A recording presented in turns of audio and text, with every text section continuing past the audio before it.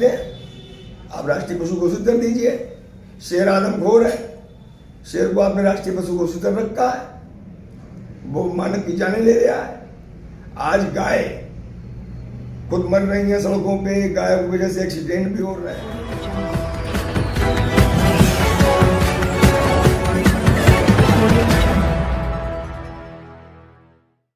सपा नेता ने कहा, गाय को राष्ट्रीय पशु घोषित कर दे सरकार, शेर तो आदमखोर है फिर भी उसे राष्ट्रीय पशु घोषित किया।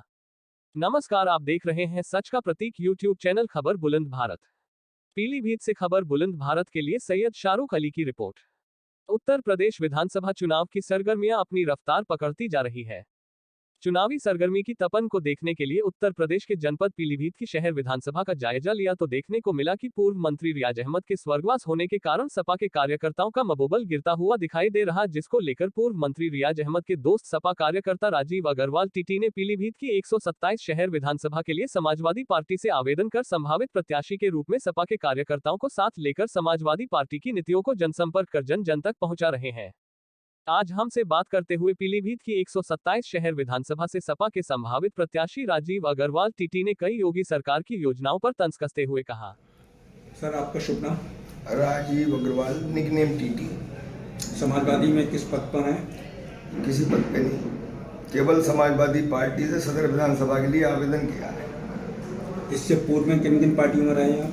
इनसे पूर्व में मैंने लगभग सभी पार्टियों को स्वाद चखा है। कांग्रेस, बीएसपी, आम आदमी पार्टी, बीजेपी। बीजेपी में कितना समय रहे? बीजेपी में बहुत काम किया।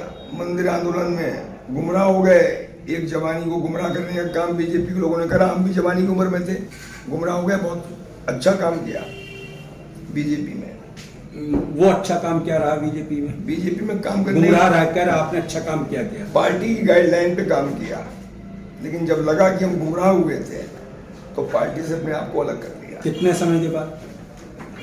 लगभग 12 साल के बाद। 12 साल में आपको समझ आ पाई कि हम देश हित में काम नहीं कर रहे? 88 से लेके 2000 तक काम किया, और 2000 में जब मेरी सही सोच को नकारा गया तब से बीजेपी से। देखिए, राजनीति में उतार चढ़ाव आते हैं, और कोई भी नेता अगर जनहित का काम चाहता है तो वो कहीं ना कहीं जुड़ना चाहता है। उसी परिप्रेक्ष्य में मैंने पार्टी कई सारी बदली। उस पर मेरे बॉस का कहना था कि मृतक और मूर्ख विचार नहीं बदलते हैं। मैंने पार्टी बदली, लेकिन जिसका टीका माथे पे लग गया उसको अपने खून में रंग लिया, फिर गद्दारी नहीं करता।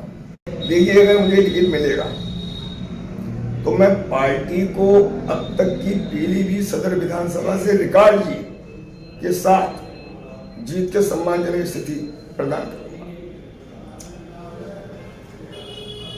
फाइट मेरी केवल यहाँ पे बीजेपी के कैंडिडेट से होगी, लेकिन अगर मुझे मौका मिला तो शायद फाइट नहीं होगी, विजय श्री मुझे सुनिश्चित है। जैसा वजह रही है जो गठबंधन करना पड़ रहा है। देखिए, ऐसा है, छोटे छोटे दल जो भ्रमित हो जाते हैं, अगर हम गठबंधन में नहीं जाते, उनको साथ नहीं लेते तो भ्रमित होते, वो बगले झाँकते। आज हमने उन पे हाथ रखा, अपना सानिध्य दिया है, तो हमारे विश्वास पे खरा उतरेंगे, और जितना भी डैमेज करेंगे वो बीजेपी को करेंगे। हमारे साथ आ गए हैं तो वो बीजेपी को डैमेज करेंगे। इससे पिछले चुनाव में भी तो आपने गठबंधन करा था। देखिए, वो बड़े दलों से करा था, राष्ट्रीय स्तर की पार्टियों से करा था, प्रदेश स्तर की पार्टियों से करा था, धोखा खाया।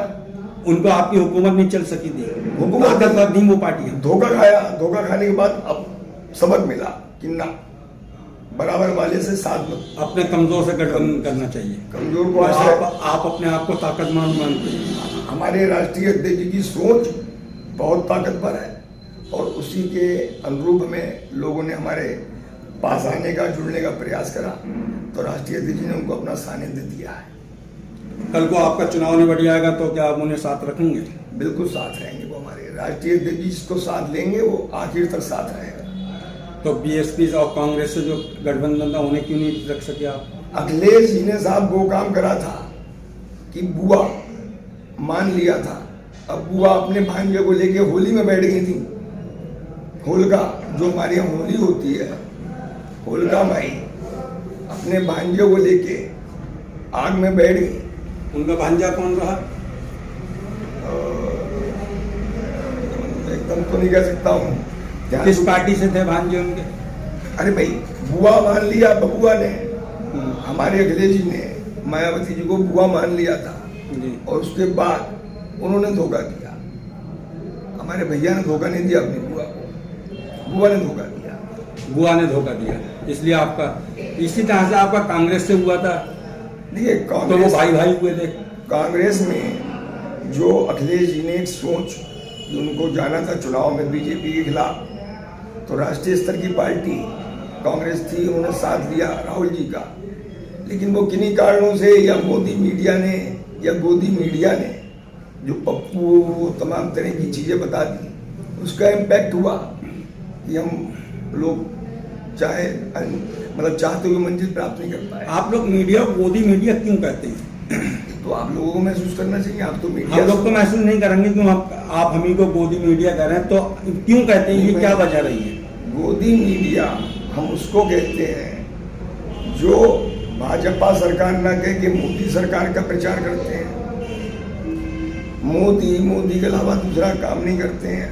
आज प्रदेश में, देश में कोई अदालत नहीं, कोई मतलब इलेक्ट्रॉनिक मीडिया नहीं, कोई प्रिंट मीडिया नहीं। मोदी जी जो चाह रहे हैं वो लिखवा रहे हैं। अब आप जैसे लोग हैं, अगर हमारी सही बात को छापेंगे तो हमें लगेगा कि मोदी का गिराफ धीरे धीरे नीचे आ रहा है, इसलिए गोदी मीडिया कहा जाता है। कहीं हम नहीं कह रहे। अगर हम आप ही के अल्फाज हो, आपके अच्छे कामों को छापते रहेंगे तो हम कौन सी मीडिया कहलाएंगे? नहीं, हमारे काम में छापिए, हमारे तो काम वो छापिए। आलोचना हो तो आलोचना भी करिए। नहीं, आपके अच्छाई हम दिखाते रहे तो कौन से नाम मिलेगा अब हमें? नहीं, हमारी अच्छाइयाँ बुराइयाँ दोनों दिखाइए। खाली अच्छाई ही आपके अंदर आती हो तो कौन सा नाम मिलेगा अब हमें नया? तो आपको जनता प्रेमी, लोकतंत्र का चौथा स्तंभ जनता प्रेमी माना जाएगा। माना जाएगा, देंगे आप? अरे हम तो आपकी सरकार बनेगी, नाम हम तो देंगे? सराहना करेंगे आपकी। जब आप जनता की पसंद बन जाओगे, इस समय तो आप मोदी जी की पसंद बने हैं। जैसे आपके यहाँ पे एक पूर्व मंत्री रहा करते थे हाजी रियाज अहमद जी, साहब, जी। अब वो इस दुनिया में नहीं रहे जी। उनके ना होने से इस विधानसभा में कुछ आप लोगों को परेशानियां सामने आई? नहीं, आज वो मेरे बहुत पुराने मित्र रहे, और हाजी रियाज अहमद साहब मरहूम के ना रहने पे ही पीलीभीत सदर विधानसभा की नहीं, पूरे जिले की स्थितियां विपरीत हो गई। आज वो होते तो समाजवादी पार्टी के जीते हुए घोषित प्रत्याशी होते वो, और जिले के तीनों टिकट भी उनकी राय मशवरा के मुताबिक बांटे जाते, और सारी सीटें हम बहुत कम प्रयासों में, बहुत कम मेहनत में, उनके दिशा निर्देशन में जीते। अब उनके ना होने से तो एक सीट तो बचा सकते हैं आप? नहीं, चारों सीटें जीतेंगे। जब स्थितियां भिन्न हुई हैं तो परिस्थितियों को देखते हुए अब भैया जी के द्वारा, राष्ट्रीय अध्यक्ष जी के द्वारा भी जनरल सर्वे हो रहा है, और प्रत्याशी भी बहुत मजबूती से ढूंढे जा रहे हैं। मेरा मानना ये है कि बार सर्वे रिपोर्ट बड़ा गहनता से तैयार होगी, उसके बाद ही प्रत्याशी चिन्हित होंगे, और हम चारों सीटें जीतने के प्रयास में, और चारों सीटें जीतेंगे। वोट करिए समाजवादी पार्टी के पक्ष में, लेकिन इकट्ठा होकर करिए, समूह के रूप में करिए। केवल एक चीज को ध्यान मत रखिए, हिंदू मुस्लिम फैक्टर को खत्म कर देना, सांप्रदायिकता को हटा देना, हराना है। योगी जी तो प्रदेश की जनता को लगातार नमक खिलाने लगे, उसके बाद आपको कहीं लाभ मिल पाएगा कि वो नमक खिला रहे हैं? देखिए, योगी जी और मोदी जी ये क्या कर रहे हैं, उनके बारे में हम कोई टिप्पणी करके उनका कद बढ़ाए, उससे कोई फायदा नहीं। वो केवल गुमराह कर रहे हैं देश को, प्रदेश को। आज इस स्थिति में नहीं है। योगी सरकार में पीलीभीत जिले में 4 विधायक कोई काम कराने की परिस्थिति में नहीं है।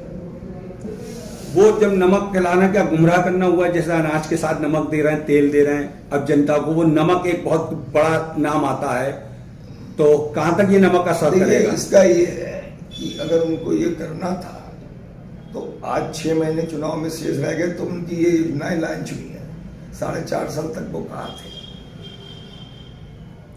अब आखिर में नमक खिला रहे हैं, कहीं उसका नमक का फायदा कोई मिलेगा? रिस्पॉन्स नहीं मिलेगा, किसी तरह का कोई रिस्पॉन्स नहीं मिलेगा। हमारा सीधा सीधा मानना ये है कि बीजेपी आरएसएस के लोगों ने हिंदुस्तान को बहुत बुरी तरह गुमराह किया, बांटने का प्रयास। आज ये लोग कहते हैं हिंदू राष्ट्र की घोषणा करेंगे हम। क्या हमारा देश मुस्लिम देश है या मुस्लिम राष्ट्र है? ये राम की भूमि, कृष्ण की भूमि, सारे धर्मों का समावेश यहाँ पे है, तो ये तो अपने आप में हिंदू राष्ट्र है। ये लोग गुमराह करने की राजनीति करते कर रहे हैं। और उत्तर प्रदेश में आइए तो जो हमारी पूजनीय गौ माता, उसको कितना सम्मान मिला और कितनी सुरक्षा मिली अखिलेश सरकार के मुकाबले। देखिए, इसमें जानकारी पूरी हो तो बताऊं, लेकिन फिर भी मैंने 4 साल पहले लिखा था फेसबुक पे कि अगर गाय के पक्ष में है तो ये लोग गाय को राष्ट्रीय पशु घोषित कर दें। और अभी 6 महीने 7 महीने पहले कहीं से बीजेपी के शीर्ष नेतृत्व से ये बात चली, लेकिन खत्म, क्योंकि उन्हीं के लोग जो स्लॉटर हाउस चला रहे हैं बड़े बड़े, वो बंद हो जाते हैं। आप मीडिया से हो, 6 महीने पहले 7 महीने पहले ये चीज पिक्चर में आई थी कि गाय को राष्ट्रीय पशु घोषित किया जाए, उसके बाद बिड्डा कर लिया उन्होंने। हम चाहते हैं आप राष्ट्रीय पशु घोषित कर दीजिए। शेर आदमखोर है, शेर को आपने राष्ट्रीय पशु घोषित कर रखा है, वो मानव की जाने ले रहा है। आज गाय खुद मर रही है सड़कों पे, गाय की वजह से एक्सीडेंट भी हो रहे हैं। मैं ये नहीं कहता हूं कि मैं गाय काटने का पक्षधर हूं, लेकिन ये तमाम तरह की बातें, अमित शाह गोवा गए, उन्होंने कह दिया हम यहाँ पे बैन नहीं करेंगे। ये अपना अपना खाने का शौक है। आज मैं नॉनवेज खाता हूँ, कल को छोड़ दूँ, तो मैं इस पे नहीं जाता हूँ। लेकिन गाय को राष्ट्रीय पशु घोषित कर दिए, सारी गाय की कहानी खत्म। राजनीति मत करिए, जो स्टेप लेना स्टेप ले लीजिए। कोई मुस्लिम विरोध नहीं कर रहा है, कोई पार्टी विरोध नहीं कर रही है। योगी सरकार में गाय को कितना सम्मान और कितनी सुरक्षा मिली, मैं ये जानना चाह रहा था। गाय को कोई सम्मान नहीं मिला, गाय की दुर्दशा हो गई। अगर आप मेरे साथ चले भी, देवीपुरा गौशाला है, मेनका जी के द्वारा दी गई। अगर वो आश्रय गृह ना हो तो पीलीभीत जनपद में जो आश्रय गृह मोदी जी ने, योगी जी ने खुलवाए हैं, दुर्दशा। कोई सम्मान छोड़िए, कोई ट्रीटमेंट नहीं है, कुछ भी नहीं। मतलब गाय के नाम